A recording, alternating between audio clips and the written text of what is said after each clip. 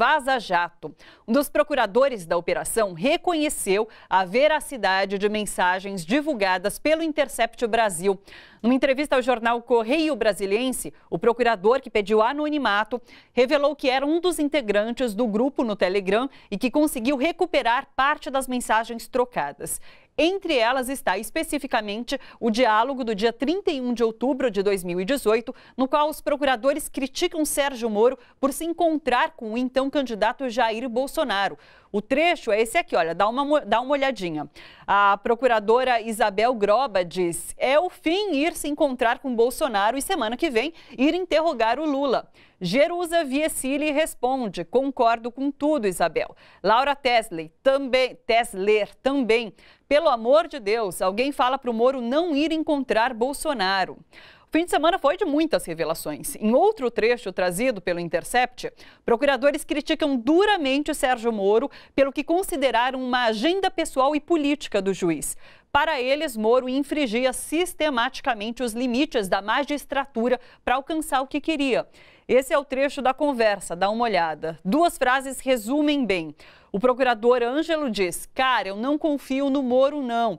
Em breve vamos receber cota de delegado mandando acrescentar fatos à denúncia e se não cumprimos, o próprio juiz resolve. Risos. A procuradora Monique Schecker diz, resumindo: Moro viola sempre o sistema acusatório e é tolerado por seus resultados. O jornal Folha de São Paulo também trouxe reportagem no fim de semana sobre a Vaza Jato. Conversas de 2017 revelam que os integrantes da Lava Jato só teriam ficado satisfeitos com a delação de Léo Pinheiro, ex-presidente da construtora OAS, depois que ele incriminou Lula no caso do apartamento triplex, pelo qual o ex-presidente veio a ser preso em abril de 2018. Ainda de acordo com a Folha, integrantes do STF começam a manifestar receio de que, com o avanço de revelações sobre bastidores de delações, colaboradores digam à justiça que foram obrigados a assumir crimes que não cometeram. Sobre isso, nós conversamos agora com o professor de Direito, Fernando Ideu. Oi, Fernando, que bom te receber de volta aqui no Bom para Todos, tudo bom? Oi, Thalita, boa tarde a todos. Já estou me sentindo em casa aqui com vocês. Não é? Que bom, a gente fica feliz. Fernando, estão mexendo nesse vespeiro, então, que são as delações. Essa metodologia foi bastante criticada, inclusive pela defesa do ex-presidente, e agora pode vir muita coisa à tona a partir desse trecho revelado pelo Intercept, pela Folha de São Paulo, sobre a delação especificamente de Léo Pinheiro, né? O que você achou disso tudo? Inclusive, se começarem a aparecer realidades como essa, que os delatores, os colaboradores foram pressionados a exporem certos fatos, isso pode configurar até uma certa tortura psicológica. O que tudo isso significa? Bom, Thalita, faz muito tempo que eu tenho dito já que essas delações são, na verdade, delações extorquidas mediante sequestro e acho também, considerando a situação dos presídios que a gente vive aqui, isso é uma forma até de tortura, né? Não tem nada de espontâneo nesse método que eles colocam aí, como deveria ser a delação. A delação deveria partir do próprio acusado, né?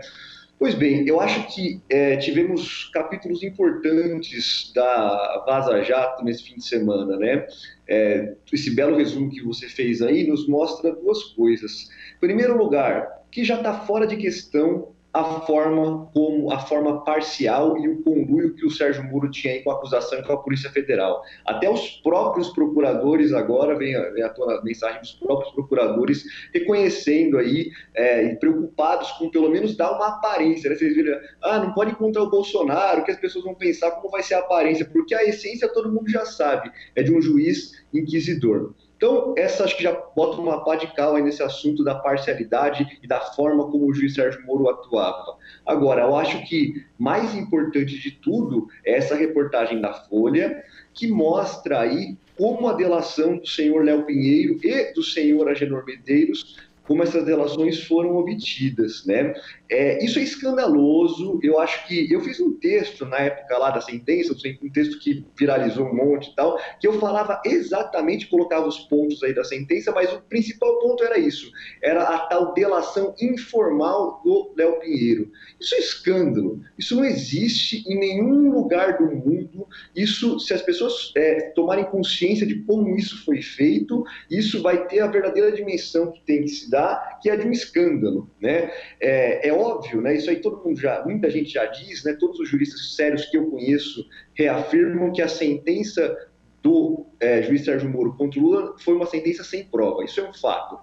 Mas essa narrativa retórica, né, esse processo penal de exceção, essa maquiagem que se dá no processo para parecer legítimo, exige que se apresente alguma coisa como se fosse prova, né? E o que foi essa coisa que o juiz Sérgio Moro apresentou? Além de um monte de documentos sem sentido, documentos que não mostram nada, que não mostram nem a propriedade, nem a posse, além de uma notícia de jornal, uma notícia do jornal O Globo, que não faz, né, a retroalimentação da exceção, aí, o judiciário vaza para a mídia e depois fundamenta a notícia do jornal, né? É um ciclo altamente nocivo. Mas o que foi ali o elemento que o Sérgio Moro usou como principal para falar, teve a reforma no apartamento, isso foi como contrapartida para contratos da Petrobras. Foi a declaração do Léo Pinheiro e foi a declaração do Agenor Medeiros, o presidente da OAS e o diretor executivo aí da OAS.